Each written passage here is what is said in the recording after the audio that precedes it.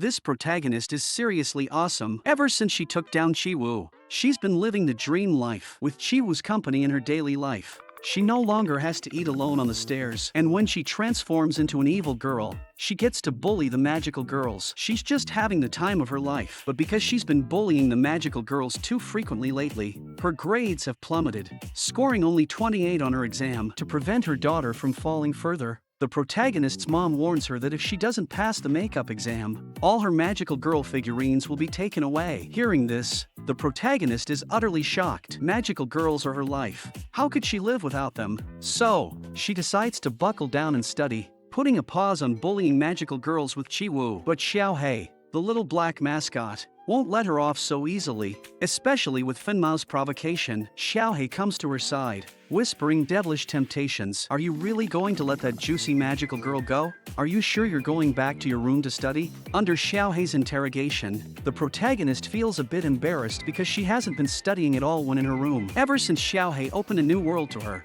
she's been secretly buying some, let's say, unconventional books and enjoying them alone in her room. Imagine if her mom found those books. Under Xiaohei's threat, the protagonist decisively transforms and confronts Finmao, who has cleared the area of bystanders, ready for a showdown. But Finmao loses. If it weren't for the need to rush home to study, the protagonist would have bullied Finmao a bit more. With a regretful expression, she leaves Finmao behind and heads home to hit the books. But the recent encounter has left her distracted. Her mind is filled with images of magical girls, making it impossible to study. And then, Xiaohei shows up again, informing her that Finmao was provoking her once more. The protagonist is in a bit of a dilemma. She wants to study, not bully magical girls, but Xiaohei's words break her resolve. She hasn't been studying at all but reading other books in secret. To avoid her mom's discovery, she reluctantly faces Finmao again. Although she resists internally, bullying magical girls brings her immense joy. So, she defeats Finmao again, but this time,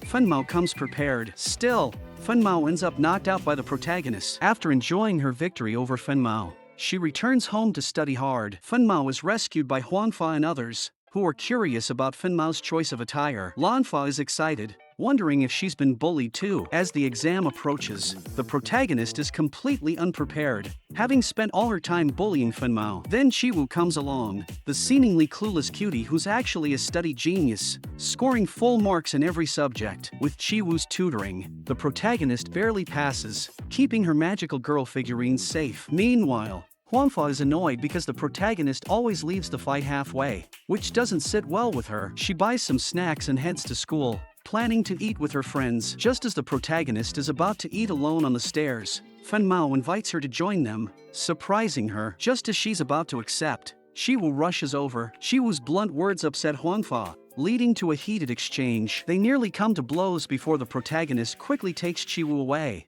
Avoiding a fight, Huanfa's behavior puzzles her friends, who ask if she's upset. Huanfa denies it, and they go off to shoot a promotional poster. Huanfa wonders why they're acting like idols instead of fighting evil as magical girls. Xiaobai explains that it's to gain media support and funding for their activities, hoping to wake Xiaohei from his delusion of being an evil organization salesman. While they're discussing, the protagonist and Chiwoo prepare to bully the magical girls again, leading to another confrontation. Despite Chiwoo's bombs and the protagonist's efforts, Huanfa's defense is impenetrable. Frustrated, Huanfa wants to unleash her battle mode for a decisive blow amidst the smoke. The fight ends in a draw, with Lanfa once again caught in the middle, proving she's the only one getting beaten. After the battle, Huanfa feels refreshed. This protagonist is seriously something else. Ever since she got chased away by the magical girls last time, she felt like something was missing. Because she's a die-hard fan of magical girls, not bullying them for a day makes her feel all itchy. So, she had to take down the magical girls again, but the blonde magical girl was a bit too strong, and the protagonist couldn't beat her yet. So, she needed a powerful ally. Being the diligent evil organization member she is, Xiaohei went out to lure another girl with evil potential. This time, it was a golden-haired, red-eyed little loli who practically walked right into their hands. After successfully turning the little loli into an evil member, Xiaohei sent a message to the protagonist and Chiwoo, asking them to come to the evil organization's base because there was something they needed to discuss. The protagonist was a bit puzzled but went to the base anyway. Upon their arrival, they saw a little girl hugging Xiaohei. Xiaohei then introduced the little girl as their new teammate, named Gurusu. Chiwu got interested and went over to Gurusu, trying to provoke her, but Gurusu just ignored Chiwu,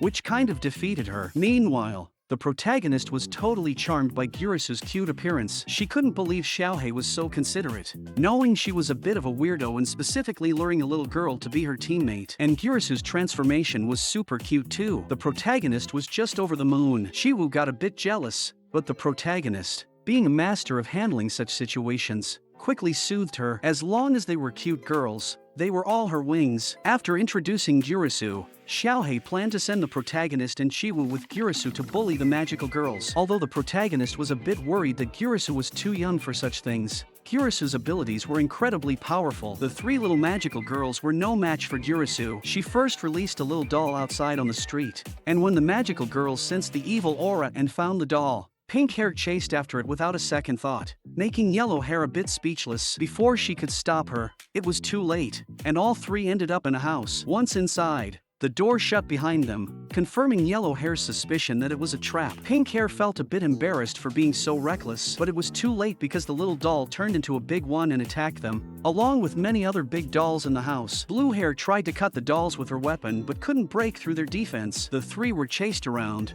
and two of them got controlled by Gurusu's ability. Pink Hair turned into a domineering husband, Yellow Hair into a child, and Blue Hair into their mom. As expected, Blue Hair got attacked again, bullied mercilessly by her own teammates, which twisted her thoughts even more towards a strange direction. Outside, Gurusu watched the whole scene, having turned the house into a barrier trap and then manipulating the magical girl's consciousness. Chiwu didn't quite understand but felt it was impressive. However, Gurusu, being young, couldn't maintain her power for long. As her energy drained, the magical girls managed to escape. Yellow Hair cursed at everything around, feeling like the evil organization was really messing with people's minds. Xiaohei asked the protagonist to take Gurusu home, noting that the little loli's heart seemed even more evil than hers. The next day, the protagonist and Chiwu were swinging in the park when they ran into Gurusu. Chiwu went over to say hi and asked if they could come over to play. Gurusu agreed, and the three went to her house. The protagonist saw a note on the table and then went to Gurusu's room, finding many old dolls, some so fragile they'd break upon touch. Yet, Gurusu hadn't thrown any away. The best preserved doll was still a bit tattered, so the protagonist offered to fix it. Chiwu was shocked by her offer. This made Chiwu love the protagonist even more, and Gurusu hesitantly agreed, handing over the doll. After fixing the doll overnight and catching a cold, the protagonist returned it to Gurusu and tried to leave, not wanting to pass her cold to Gurusu, but she tripped, and Gurusu transformed into an evil girl to heal her cold, turning into a glasses-wearing big sister in the process. The protagonist felt blissful again, and her cold was cured. Gurusu also fell for the protagonist, leading to a slightly awkward relationship between them. When Chiwu found out, she suggested something evil to Gurusu, who then turned Chiwu into a prisoner for re-education.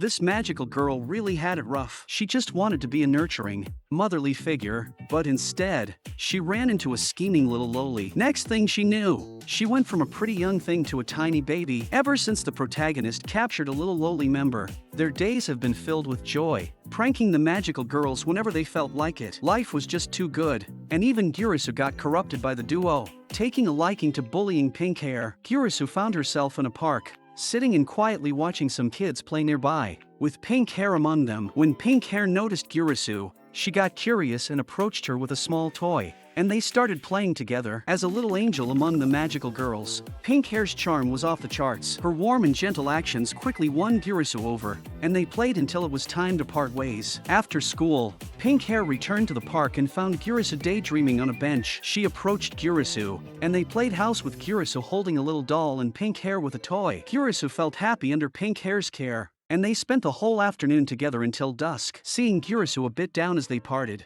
Pink Hair gave her the toy and left. Gurusu then went into a small cabin in the park, and with a flash of light, transformed into an evil girl. Pink Hair sensed this evil aura and rushed to the park, only to find Gurusu stepping out of the cabin. Gurusu summoned a house with a wave of her hand, and Pink Hair watched her seriously. Suddenly, a giant doll appeared behind Pink Hair, hugged her, and flew towards the house. As the door shut, pink hair lost consciousness. When she woke up, she found herself turned into an adorable baby just as she started to feel scared. Gurusu, now a gentle lady, came over and picked her up, beginning to take care of her. If pink hair was the nurturing mother before, now the roles were reversed, with Gurusu taking on the motherly role. Under her care, pink hair felt incredibly happy. Even though she accidentally wet herself, Gurusu wasn't upset. She continued to take care of pink hair, changing her diaper. At that moment, pink hair thought of blue hair and yellow hair, seeing their images in front of her, but she seemed to have forgotten something important. Meanwhile, yellow hair was also thinking about pink hair. She was touched by pink hair's warmth when she first arrived at the school, which had tamed her otherwise fiery temper. Yellow hair became a magical girl at pink hair's invitation,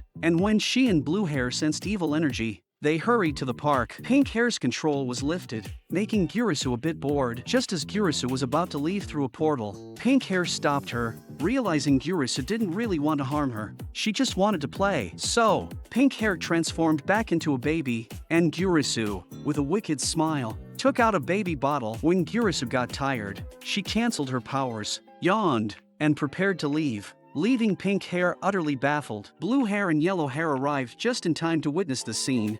激戦だったよね。